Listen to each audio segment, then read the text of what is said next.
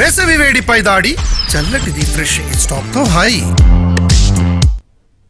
కొల్లేరు సమస్యలకు శాశ్వత పరిష్కారం చూపాలంటున్నారు ఎమ్మెల్యే చింతమనేని ప్రభాకర్.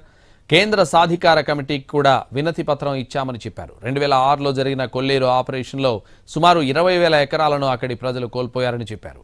కాంటూరు పరిధి తగ్గిస్తామని హామీలు ఇవ్వడం తప్ప ఇప్పటివరకు కొల్లేరు గ్రామాల్లో అభివృద్ధి జరగలేదని సిఈసి కమిటీకి వివరించారు.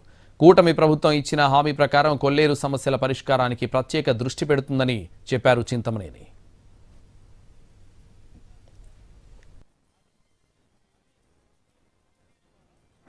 ఈ కొల్లేరు ప్రాంతంలో ఉన్నటువంటి ప్రజలకి శాశ్వత పరిష్కారం కనుగొనాలి. ఇటు పక్షులు, అటు ఎన్విరాన్మెంటు, ఇటు రైతాంగం మధ్య ఏకాభిప్రాయం సాధించి అది కమిటీ ద్వారా సుప్రీంకోర్టుకి నివేదించి శాశ్వతంగా వీళ్ళ యొక్క సమస్యల్ని తొలగించాలని చెప్పి మేము కమిటీ వారికి కొన్ని రికమెండేషన్స్ ఇచ్చాం. అవి పూర్తిగా సక్సెస్ అవుతాం ఈసారి అని చెప్పి పూర్తి నమ్మకంతో ఉన్నాం. ఈ కొల్లేరు ప్రాంతంలో ఉన్నటువంటి ప్రజలకి శాశ్వత పరిష్కారం కనుగొనాలి.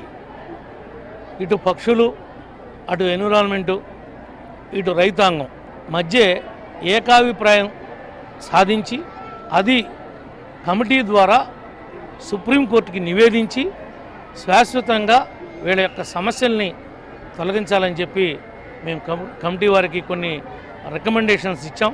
అవి పూర్తిగా సక్సెస్ అవుతాం ఈసారి అని చెప్పి పూర్తి నమ్మకంతో ఉన్నాం. ఈ కొల్లేరు ప్రాంతం